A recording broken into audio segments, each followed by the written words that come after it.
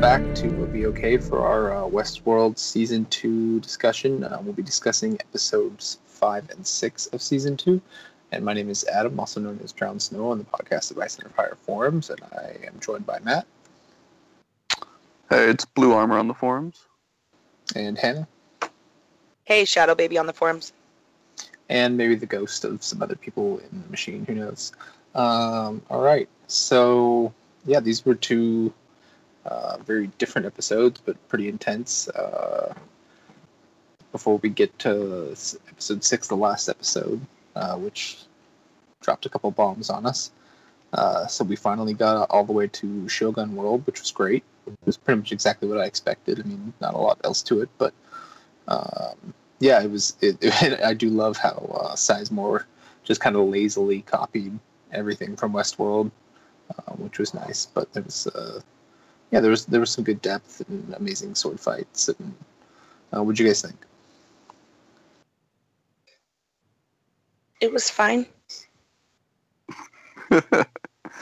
It's my personal favorite episode.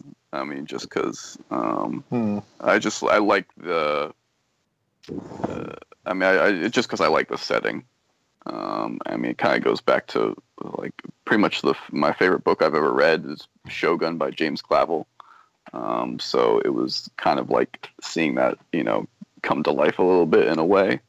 And it just had everything I was looking for with it, with the various characters and granted the duel didn't come until episode 6, but still like some good action sequences and just incredible dance by Rinko Kenkushi at the end and then just slaughtering that guy everything. Very violent. Right, they definitely sound like this is for the people who think Westworld is for the weaklings, Right. Which, and because it's all out of control, they don't have to explain how the security measures work with the blades or anything, with guests there, which doesn't make sense. Right, yeah. No, and I think Bina had asked, like, hey, where are all the guests? I'm like, I think they're all dead. I'm pretty sure they're all dead at this point. Right, yeah. They at least showed, like, dead bodies of, like, security guards there. If there were any guests there at the time, they would have probably, either they ran away or would have been murdered by this point. And this is, I guess this kind of jumps forward to the next episode, but I think it's so hardcore that, like, all the other access points we see kind of rise up out of the ground, and they're elevators, and they're real cool. But the access point in Shogun World is just like a chute to dump parts of people and dead bodies. Dump the dead bodies, yeah. It's just like a chute for the dead. You're like, oh, dang. They just run them through, I guess. They probably have to clean them up, a lot more regularly than the other parks. Yeah, but I liked meeting, Musashi, and then, he was our, he was like what the equivalent of Hector, kind of. He had his little band, and they're robbing the casino, and everything's the same. I thought that was a brilliant bit there. Yeah, that was a lot of fun. Made it easier for them. And I know they actually used some of the Sweetwater set, and then kind of built around it to make this set. Yeah, what they had. Yeah, you could tell as they were walking in. I was like, that's the street. Obviously, looked familiar. Yeah, and I think it was meant. They wanted to make it like kind of an authentic, like Edo type architecture, but also to sort of mimic the Western architecture they had before. I think that was intentional, and not just because that was easier to do, but they spent quite. The costumes, like they really put a lot into it. So I do wonder, how much more of that we'll see. It's quite an expensive thing to do, I would think. But, yeah, I guess just going from interviews. This like episode 5 was kind of like the main one they're doing there, and they, clearly wrapped up mostly that storyline in episode 6. But I wonder if we'll see more like soldiers or people from different parks kind of meeting in the middle sort of thing. Or they haven't really given us a good map of of the world. I know. So yeah, we can talk about that later with the cradle and stuff. But yeah, we get Akane, who is the Shogun World equivalent of Maeve, and her kind of adopted daughter Sakura, and that whole interesting storyline. I do love how every time Sizemore was like, well, that doesn't happen here. Wait a second, that doesn't happen. No, that's not how I wrote it. Like, do you know this is like off the rails? Come on. And then they found a way to nerf Maeve for an appropriate amount of time, which was a bit crazy. But Yeah. I guess it makes sense, like the way those guys are programmed. Like, oh, she's a witch, but then he's like, you can't no one can hear her but me. And like they all destroyed their eardrums. You're like, what? Yeah. Although he then proceeded to like give them vocal orders like later on in the scene. Yeah. It was a little off. Yeah, but it was you just needed enough to kind of believe that there was peril. Yeah, it didn't matter. Yeah, it was great. And then one of the big reveal outside Shogun World in that episode, I guess, was Dolores reprogramming Teddy. Yeah, that was a fun bit, an interesting turn, and it's very amusing that in the exact next episode she's like, the Job style, like, oh God, I've made a huge mistake. Yeah. Right. Hello, darkness, my old friend. Yeah, exactly. Right. I've been rewatching some of that recently. Oh my God, you got to see the new one. It's Right. I'm waiting for the. When does that comes out? Like at some point this week. Oh, Came it's out. today. Yeah, midnight. Oh, okay. I just got done rewatching the recut of 4, and I thought, okay, I'm done. And then it was like, play next episode. I'm like, there is no next episode, and sure enough, it was after midnight. Yeah. It was really funny too. I was giggling. Yeah, I'll definitely check that out. Sorry, Was there anything else that jumped out about Shogun World that you guys want to talk about? I mean the dance and I thought there was a lot of good kind of character building with these new characters and So the score and all that. But this is just sort of an aside, right? Means Right. red dance. The red dance. Well, it means like dance of Akane, but it roughly translates to red dance. So I thought that was kind of. Oh, okay. I was wondering what that title meant because I looked it up like a week or two ago and couldn't really find a good translation. Yeah. Go ahead. With the Edo period, it's from like 16 something to like roughly like 1840. So coupled with the stuff with the Raj, like I guess they're all trying to shoot for sort of 19th century culture. It's just one thing I noticed. Like, I don't know. I do think so remote in the past that you have to. We have 3 more parks, so I do think we'll get like the medieval or like the Roman world or whatever. I was about to say a thing. Yeah, I don't know if we'll actually see them. Right, I don't know if we'll necessarily see them. Certainly not this season, but like I do think that those will be what Yeah. But like a future world. I don't know, does that even right? work? But that would be hard. Like it would really have expensive. Yeah, it would have to be more just because like this is already set, in our future. Like so, it would have to be more of like a space world. Like I feel like maybe they would do something like exactly like a space station or something like that. And I was thinking about this the other day where we might not necessarily see them just because I was also attributing to how they choose their parks based on what they're trying to like sell. Whereas you have like Shogun World, which is just pure fighting and violence if that's what you're looking for.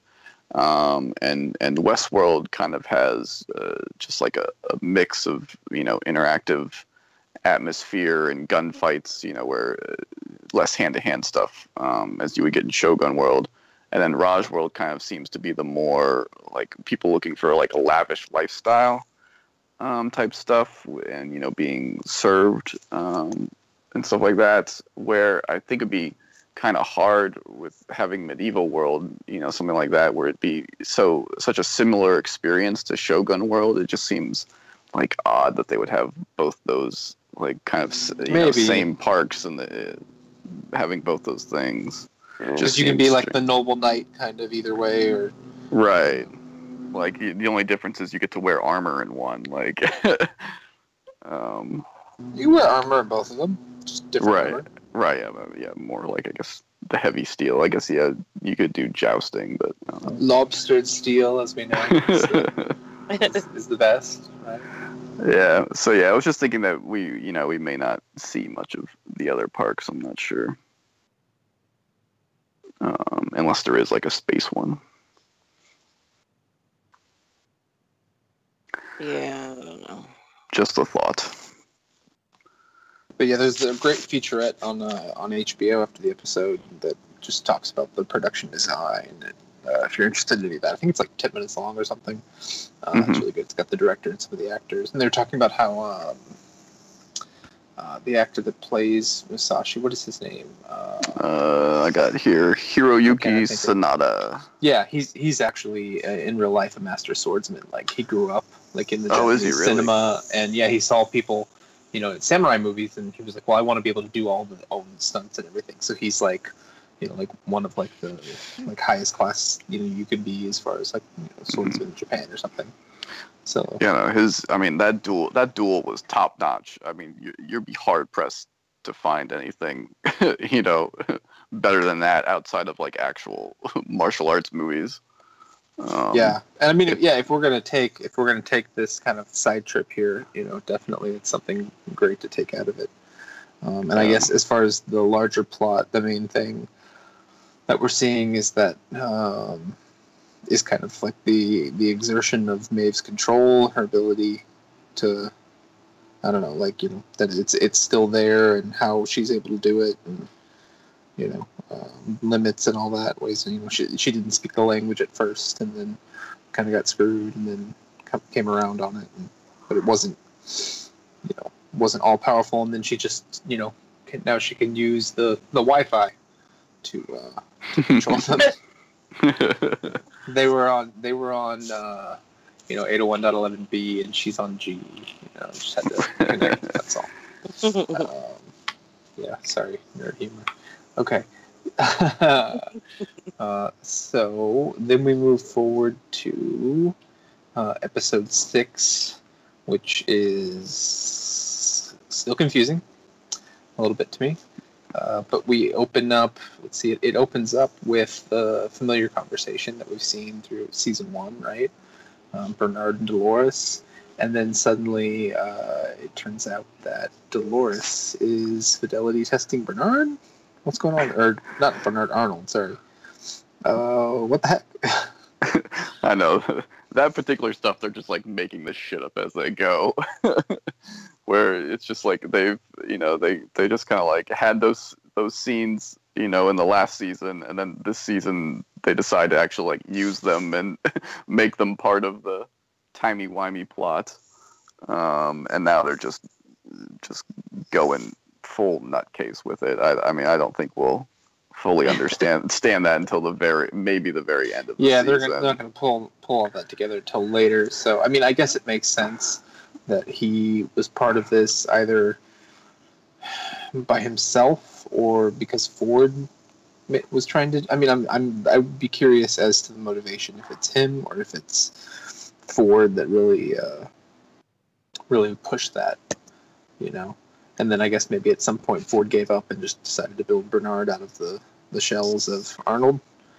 Yeah, what we're supposed to take out of that, but and then at the very end of that, we get the reveal, which I guess we kind of saw coming, that Ford is in the Matrix and still running things. So, which makes sense. But I also thought that I assumed from season 1 that that's probably where Arnold's been too. They're both in there kind of doing stuff. So I'd be curious, how much they're working together when that started, because they were very much, or at least from what we've been told, they had a disagreement, right? So like they weren't working together at one point, which is why it's kind of supposed to be a shock at the end of the season when Ford is actually Chaos Master, behind all the pulling the puppet strings. I'm just curious when that shift happened. What did you make of the fact that William thought that his daughter was a host at first?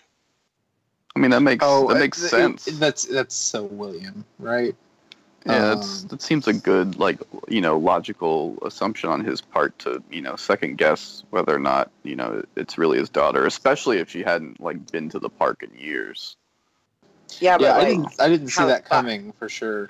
Like, I didn't see him thinking. I just assumed that he'd go, "Oh, hey!" I didn't think he'd assume she was a host. But I don't know if is that a thing they've done before to him or no. But I mean, but Ford's been messing with him this whole time, so. Right? Yeah, so that's kind of my point, though. Is like the fact that he leapt there. I personally feel like, I don't know. I think that there's like a Black Mirror, like San Junipero type situation going on where. You think he's already in the Matrix?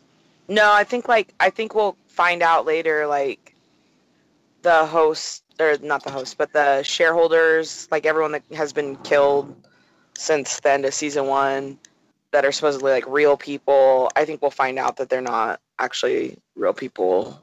That I don't know. I think as in what they like send their like send some sort of avatar themselves. Like yeah, that's what I think. The whole thing of Westworld is just VR.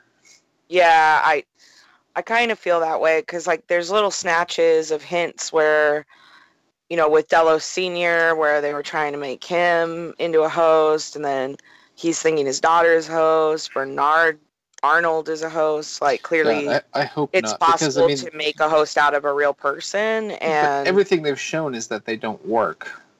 I know, but the whole thing with like the train, like they keep coming back to it with the welcome people, where they have said it like it's been in 2 different episode previews and said it during at least one episode, the line from the beginning where we see William enter the park for the first time and he's like, "Are you real?" And she goes, "If you can't tell, does it matter?"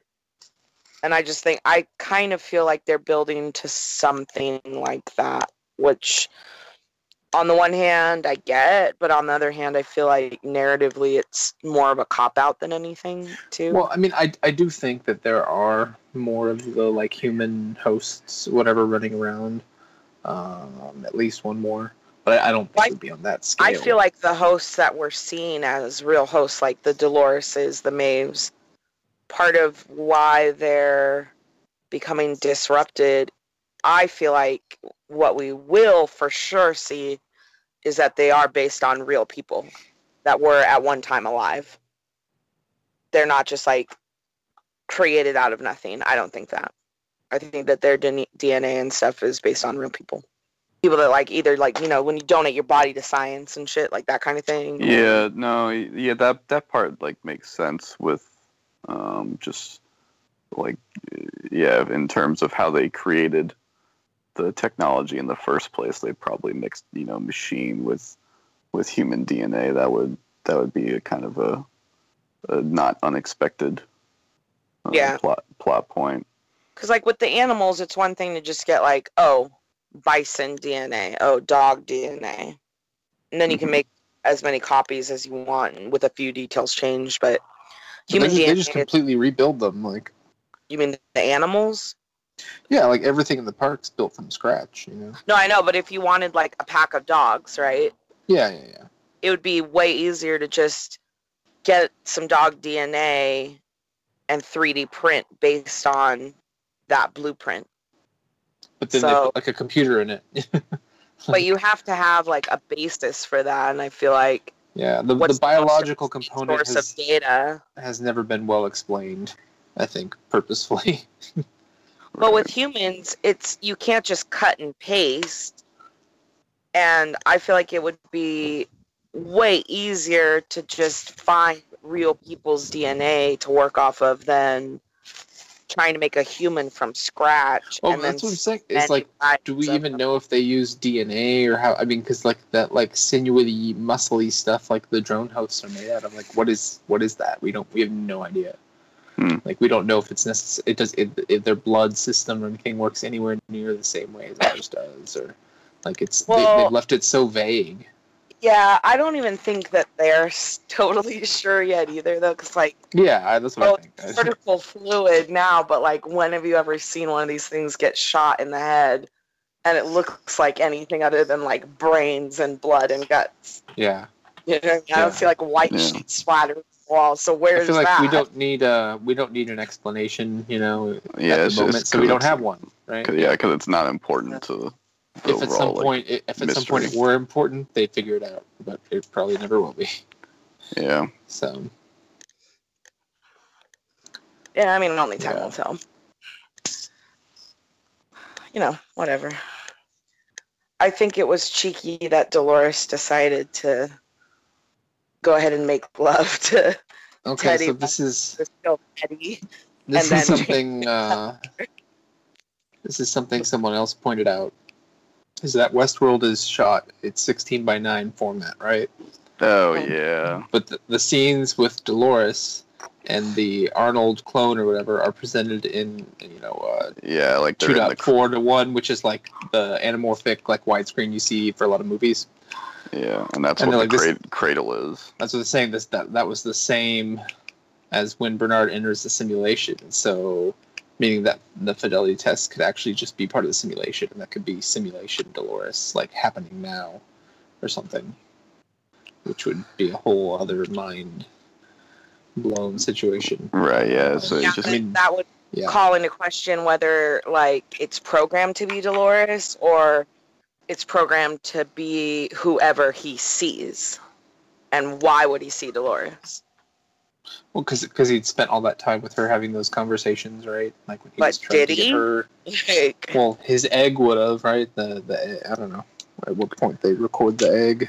Right, but we at least see that he had in the second episode of the season where we saw definitive proof that he had an attachment to Dolores. So when he was still alive. And why? Yeah. Like allegedly, it's all allegedly. We don't know. Right. I mean, just because the assumption is that she was one of the first, if not the first. This whole show takes place 2,000 years in the future, where aliens have us hooked up into a real matrix, and this is well, that's what I'm saying. Is like it totally seems to be along this trend where like, I don't know. I think at one point, like Marie had mentioned it to you guys about like altered carbon, the stacks. Yeah. There's a trend in media right now with shit like that. Black Mirror's been doing it too. Mm-hmm. And literally when Marie mentioned that, I literally was like thinking the same thing. Like it's so altered carbon. Right. Yeah. So I guess so. The theory like this a zeitgeist, like a group think that we have about AI and the future right now. So I wouldn't be surprised to come to find out that like this is some sort of more dystopian future where it just sparked a thing in my mind where the people that are supposed to be like quote unquote real humans, I'm not convinced that they are. Right. It's just the whole like the only problem with that is that it's just that with the whole point of kind of showing that the James Delos thing in episode 4 is that it seemed like that they weren't quite able to master actually fully transferring someone's consciousness into like a new body like they would in altered carbon. And if they had like perfected it, it would have only have been just recently within the past year or two. So I think they can certainly kill and replace people if that's what they're trying to do to influence the outside world. But even it seems like the last test of Mr. Delos was recent, and where he went crazy and just killed everyone. So that was 2 weeks behind the scenes. But that construction of him was post-mortem, as far as I could tell. So perhaps. Well, no, I think the whole thing was that he submitted himself to brain scans and did all that stuff before, like when he found out that he was dying, right? And then so that's why when they ask him, he's like, "Oh, I guess I didn't make it." They're like, "Nope." Yeah. So like I don't know. They don't really go into that, but I don't know. But I think it would be kind of dishonest the But viewers to do it that way, where it's like no one's real. Though. Yeah, but he's like their beta person though, and what I'm talking about is more like layers within layers. Like we already have a lot of, I mean, in just my lifetime alone, cryogenic preservation has been like a thought and been trying to be achieved and tested, right? Like virtual reality has been trying to be tested and achieved, and it's all about preserving yourself, right? So perhaps I could be way off base, and I probably am, but it started this line of thinking for me, like, what if we live in a world where the elite are able to sort of live preserve themselves from something? So their mind and their body are live, but being housed in some sort of safe place, and this is a playground to basically exercise their mind rather than like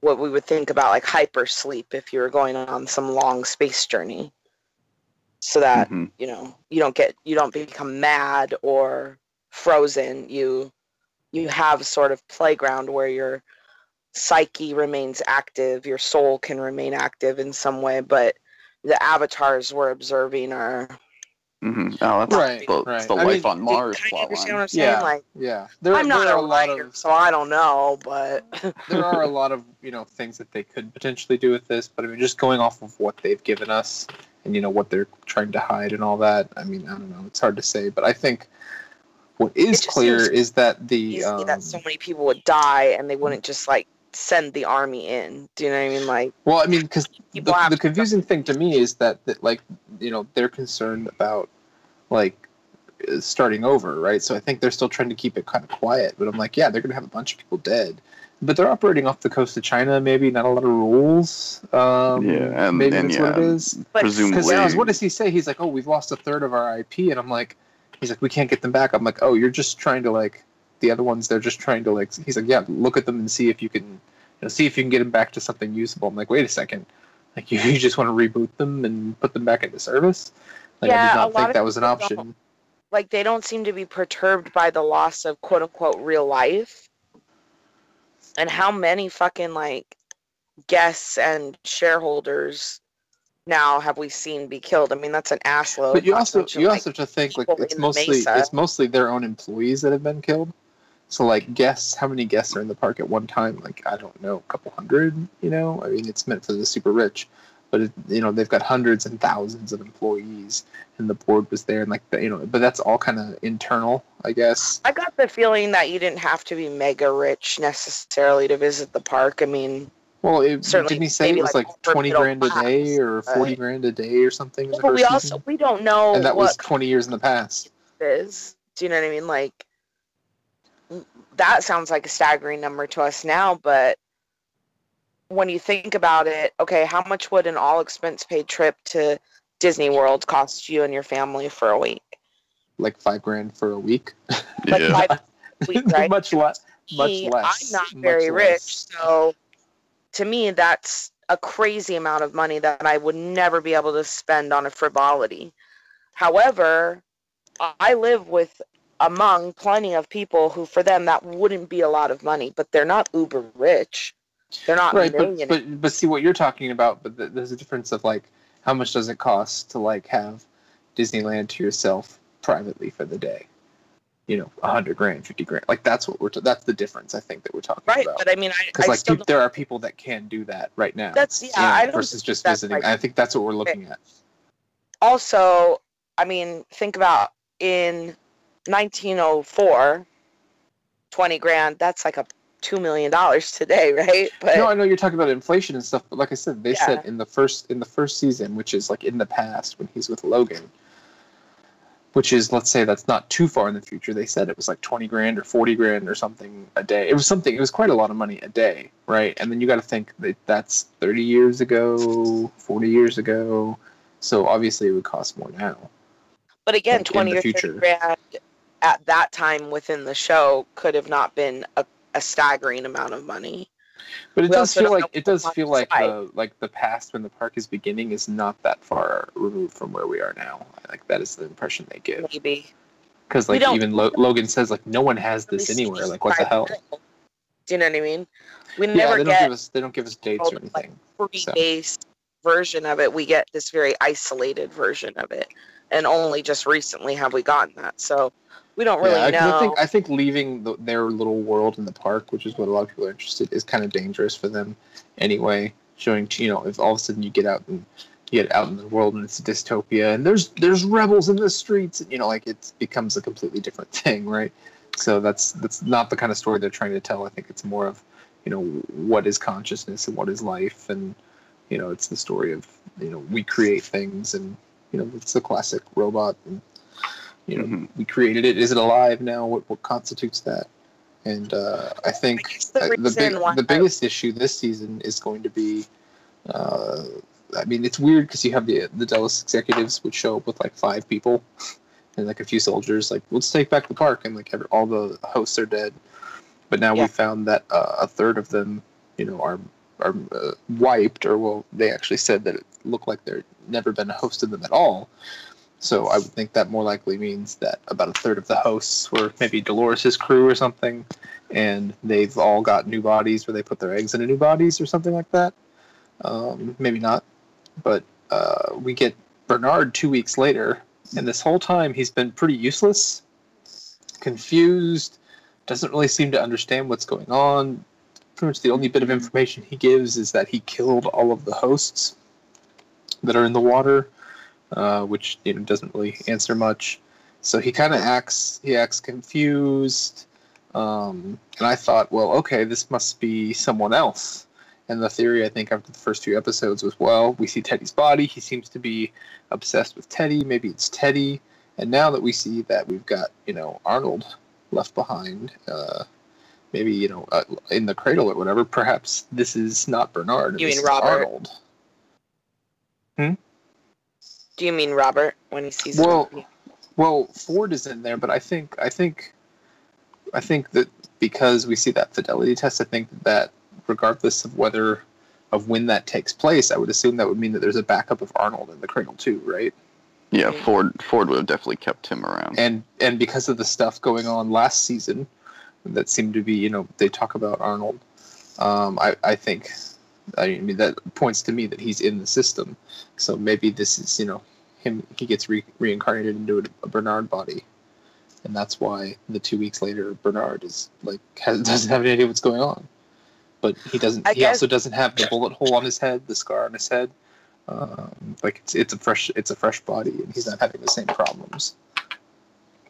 To me, I'm like inclined to overthink it, just because the whole man versus machine, us playing God, creating machines, they rise against us. I don't know. To me, it's like, been there, done that. I'm a huge Terminator fan, so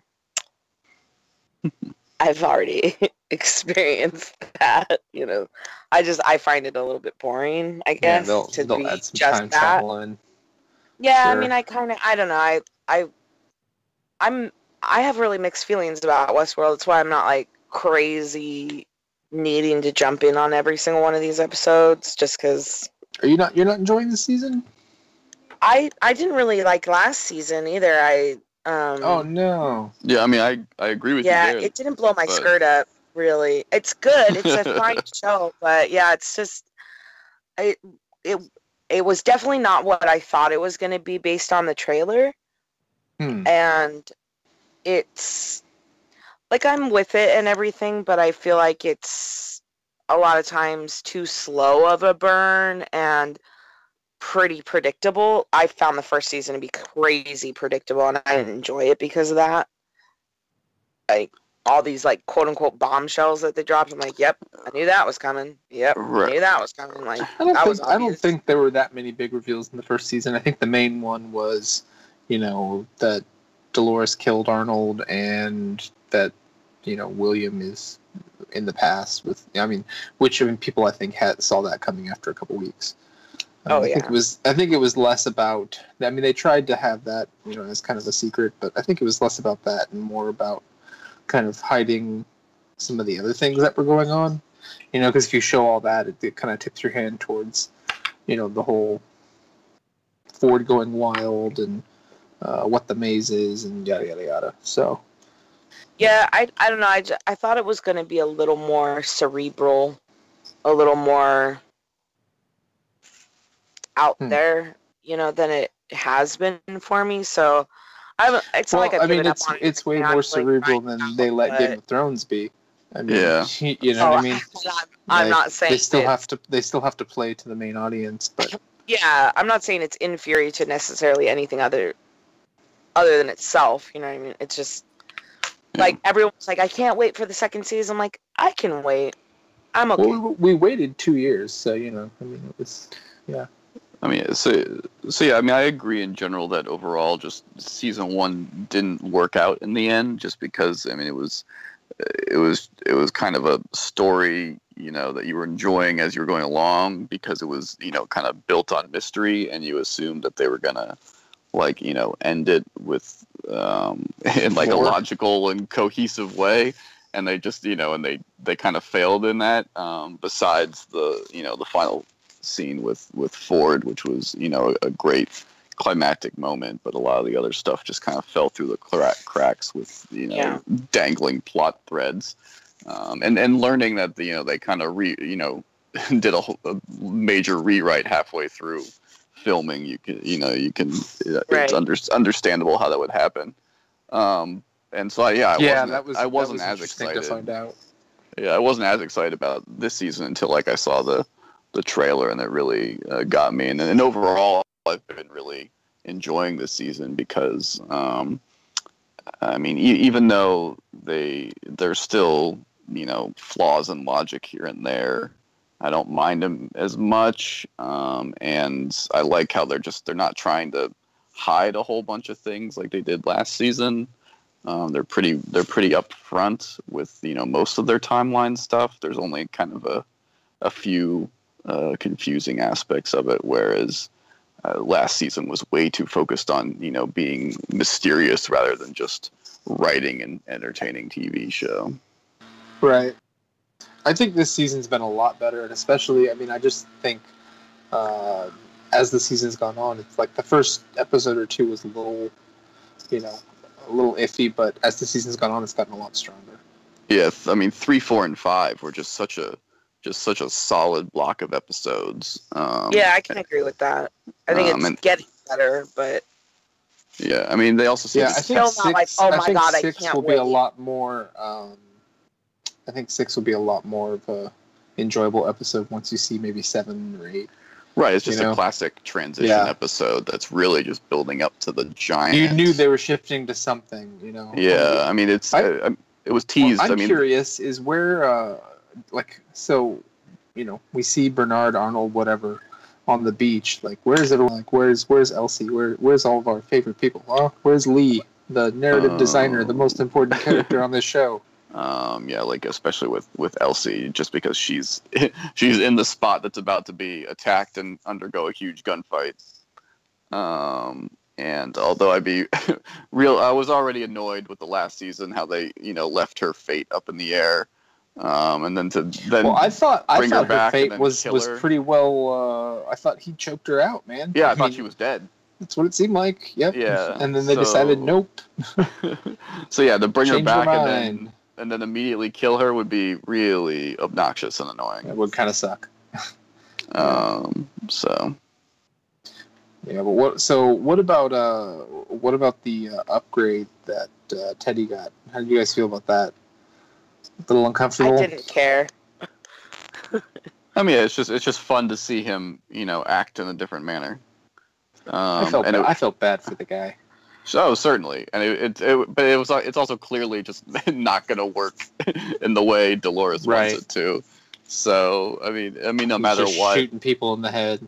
Yeah, no matter what, he's gonna be like her weak point, and we'll see how it plays out in the end. She needs to go back in and tweak it a little bit. Right. Yeah. I mean, it's. I'll have to admit, I was confused at the end there when he gave him the bullet on the train, and that they uncoupled the train, and I was like, right. Oh, he's just falling behind. I'm like, he can just walk the rest of the way. Why does he need to shoot himself? Right. Yeah. And then I was like, oh no, he's on the front of the train there. He's the battering ram. never mind. Yeah. Although that was really dumb because like they've made a point where like each group they're following kind of has like a tech person that's been helping the group out with various things, and for them to like kill their tech person seems dumb. I guess they've got it down for some reason.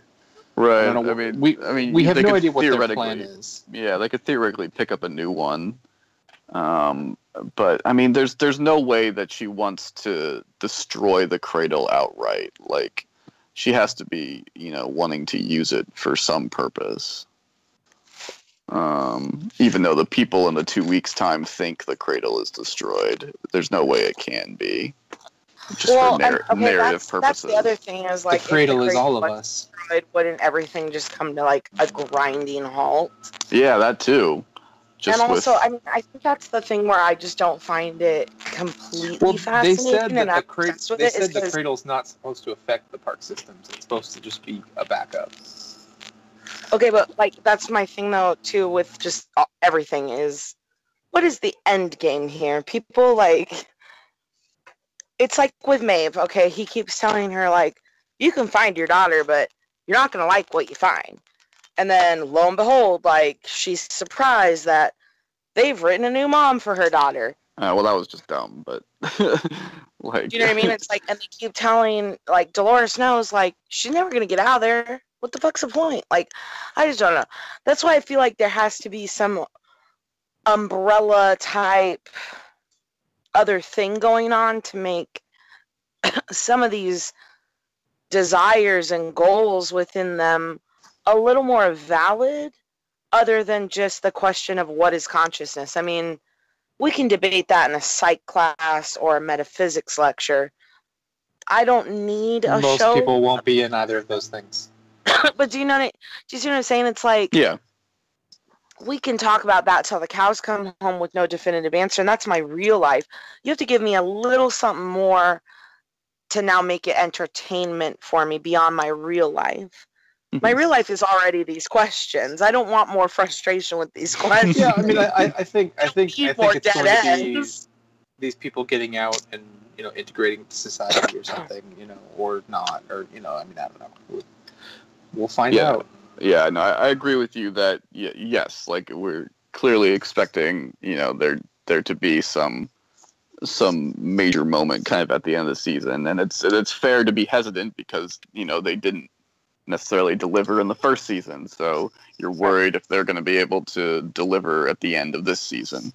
I guess yeah. I mean, right. And the only argument I have for you is that they seem to know a little bit better of what they're doing and have more direction. Yeah.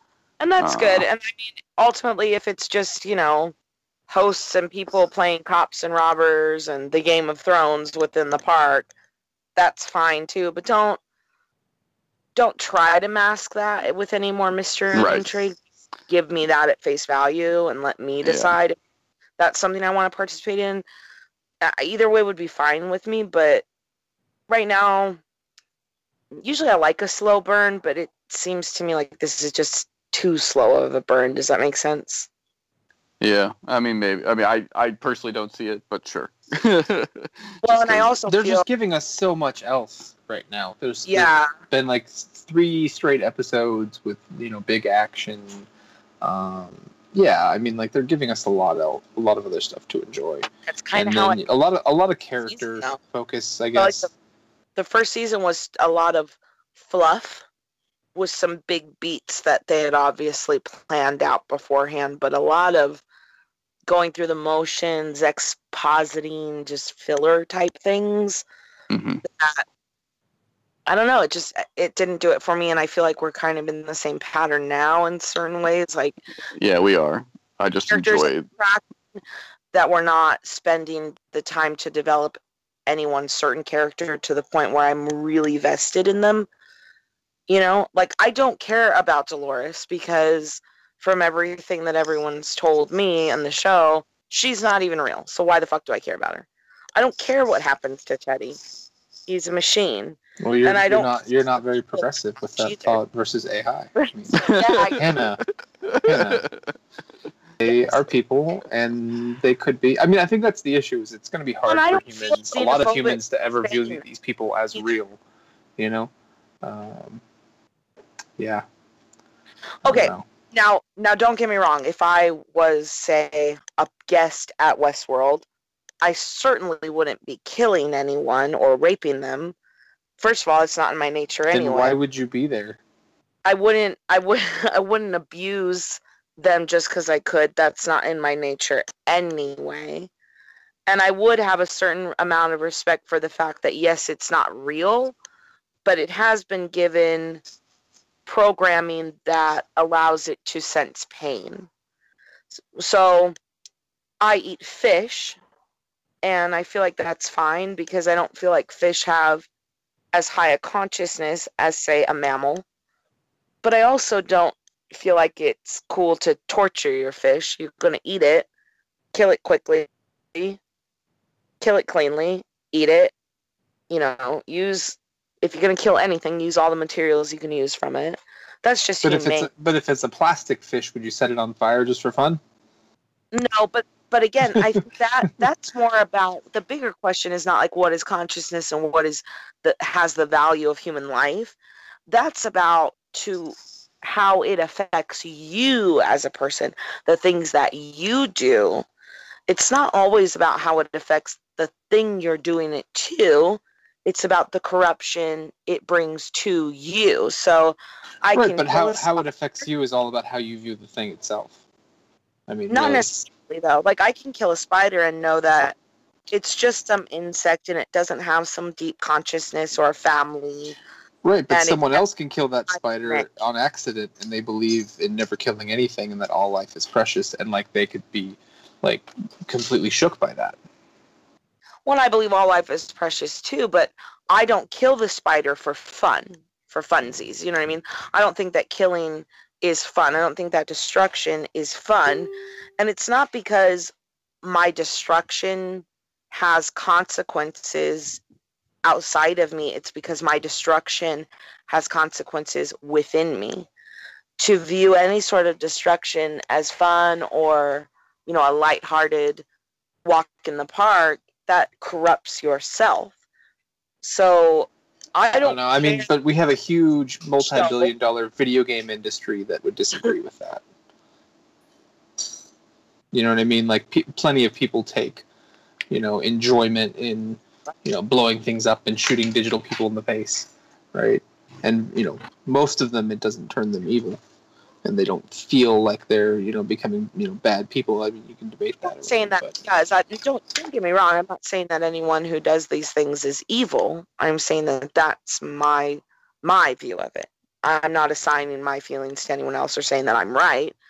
But to me, like, as a watcher of the show, I don't care about Dolores. I don't see a reason to. However, if I was within that world and she were a real AI, organism in front of me, I would not necessarily care about her, but I would care about how my interaction with her would reflect on myself and my soul. I don't know that we're supposed to care about Dolores anymore. I think that was part of the trick and the shift. In season 1, you're supposed to care about her, and then you find out that she's, kind of, a bit of the villain in the story. It's just tragic and all that. And really, the shift is to Maeve, and what's going to happen with her. I think she's kind of the real heroine of the story. How do you not care about her?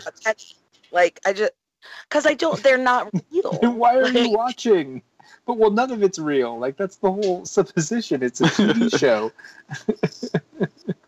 I don't know. I'm not explaining myself well, I don't think, but... No, I think you explain yourself just fine. I'm just with that explanation, I'm surprised you're still watching.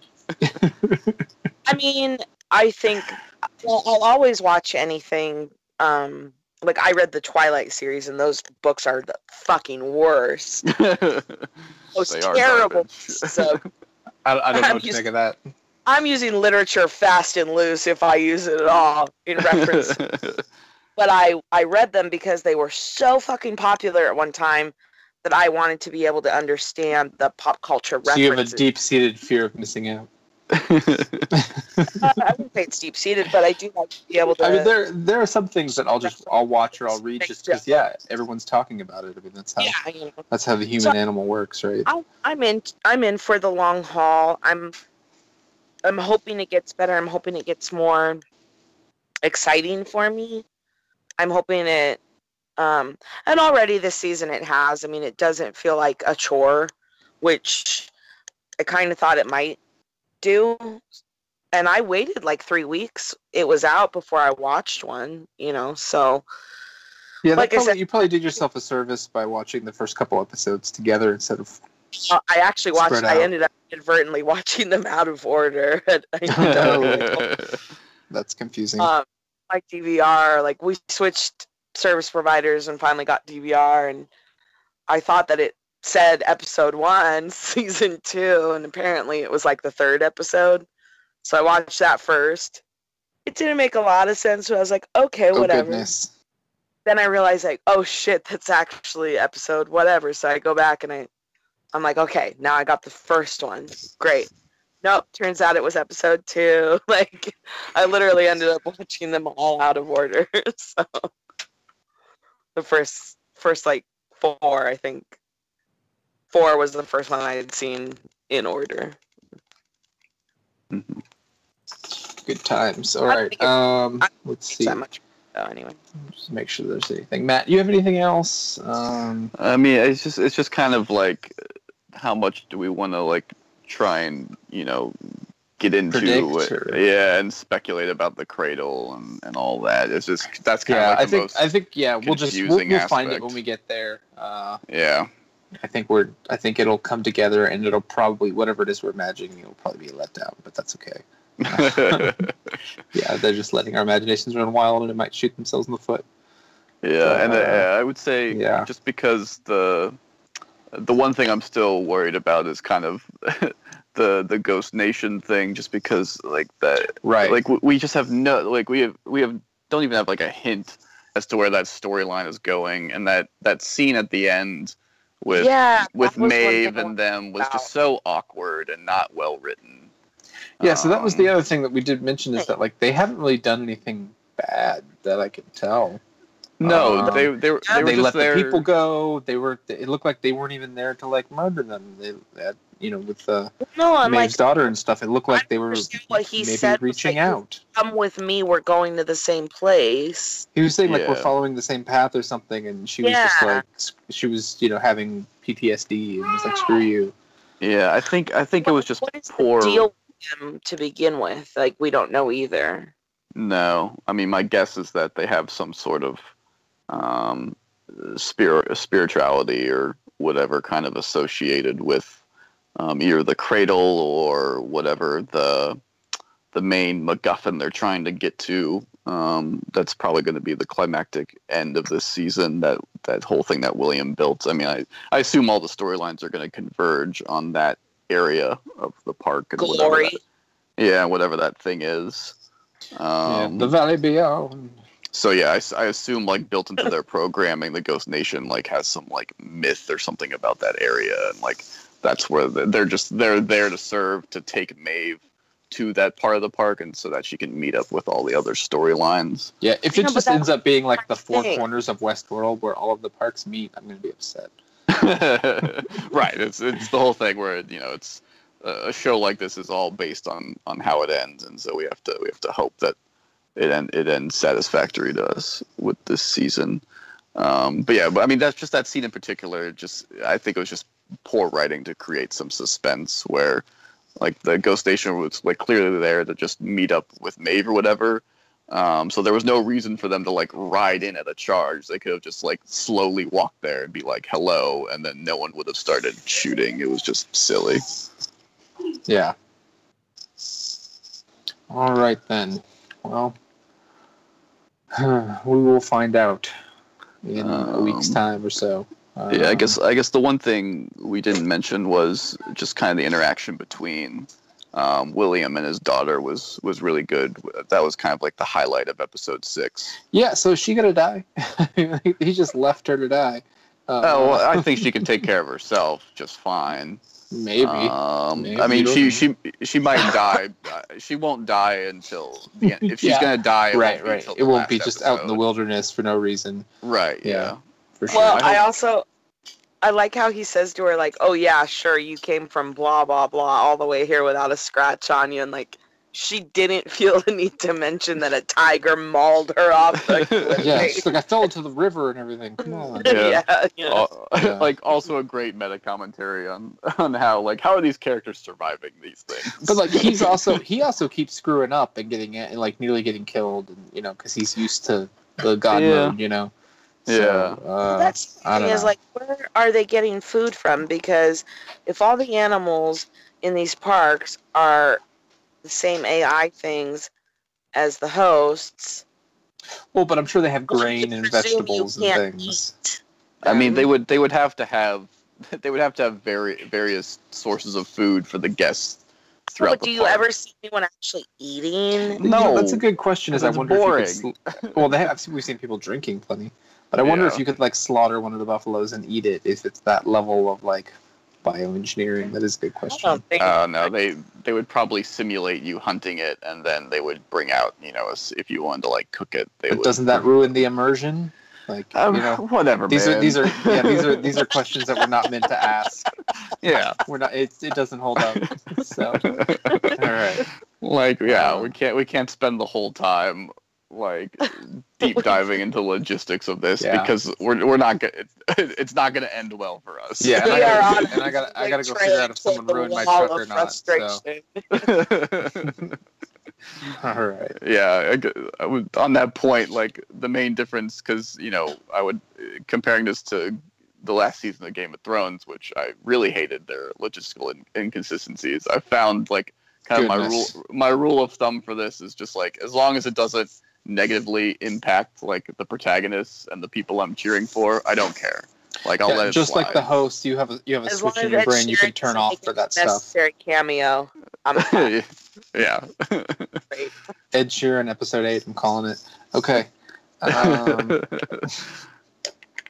Yep. All right. Well, thanks for joining us, guys. And let's see. We've got 4 more weeks left, I guess, right? So we'll probably try to do the same thing. We'll see how it goes. Unless like one of these episodes is like compelling, we got to do a one-off on it, real quick or something. But yeah. All right. You guys have a good night. All right, you too, man. Thanks.